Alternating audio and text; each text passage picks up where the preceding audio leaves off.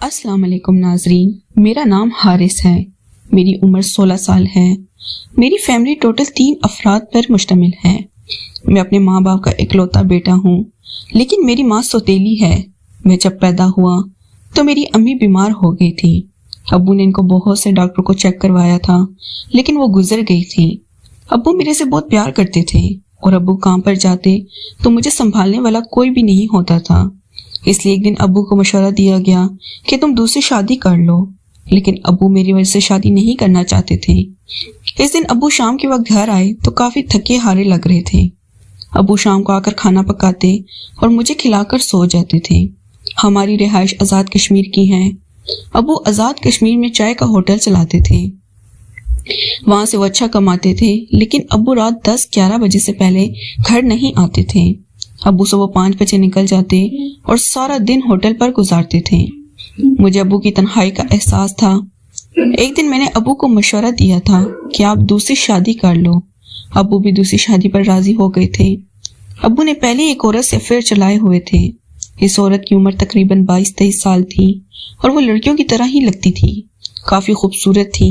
ابو نے مجھے اس کی موبائل میں تصویر دکھائی تو میں بھی مان گیا کہ ابو آپ اس سے شادی کر لو۔ ابو نے اسے نکاح کر لیا اور اسے نکاح کر کے گھر لے آئے۔ اب میں اپنی سوتیلی ماں سے کافی پیار کرتا تھا۔ میری سوتیلی ماں کا نام رافع تھا۔ میری سوتیلی ماں میرا کافی خیال رکھتی۔ ابو صبح صبح نکل جاتے اور رات 10 بجے گھر آتے، اس لیے میں اور سوتیلی امی دونوں گھر پر موجود ہوتے تھے۔ ایک دن جمعے کا دن تھا اور ابو کو کام سے چھٹی تھی۔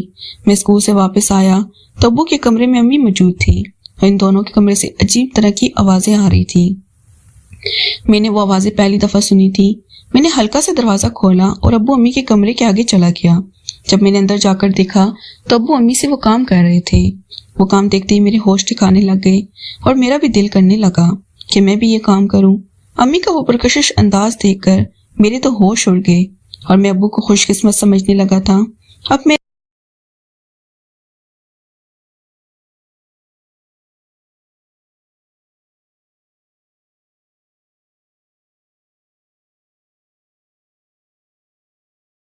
دل تھا کہ میرا بھی ابو کی طرح کہیں جگاڑ لگ جائے اور میں بھی کسی لڑکی کے ساتھ یہ کام کروں، لیکن میرے لیے یہ کام کافی مشکل تھا، کیونکہ میں 16 سال کا تھا اور مجھے اس کام میں اتنا تجربہ نہیں تھا۔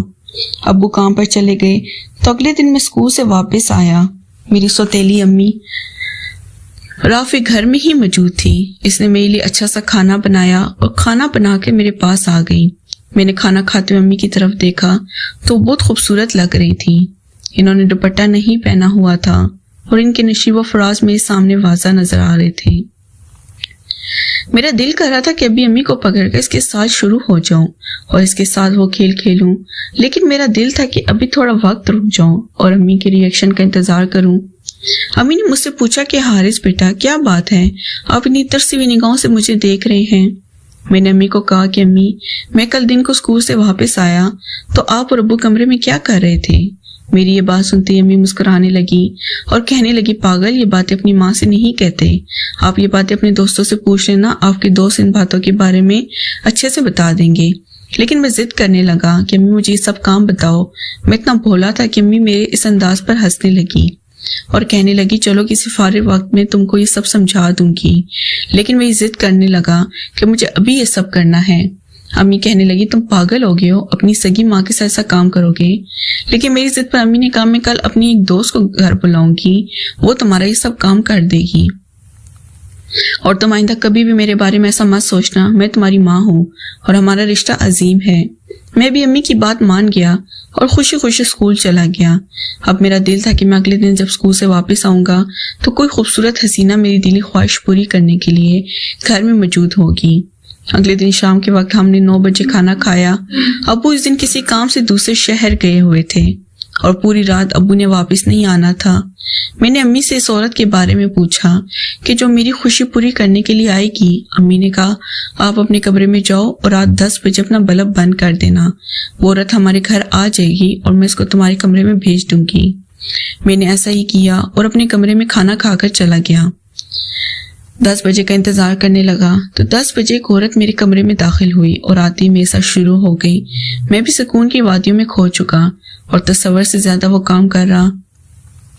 وہ عورت بھی میرا بھرپور ساتھ دے رہی تھی اور میں سمجھ گیا کہ امی نے کس طرح میری خواہش کو پورا کیا، اور میں نے اب دوبارہ امی سے وہ کام کرنے کا سوچ لیا اور بار بار امی سے فرمائش کرتا۔ امی بھی جب ابو گھر نہیں ہوتے تو میری وہ خواہش پوری کر دیا کرتی، لیکن اس عورت کے روپ میں امی میرے کمرے میں آتی، اس لیے مجھے شرمندگی نہیں ہوتی۔ ناظرین، اگر آپ کو یہ کہانی پسند آئی ہو تو ویڈیو کو لائک کر دیں۔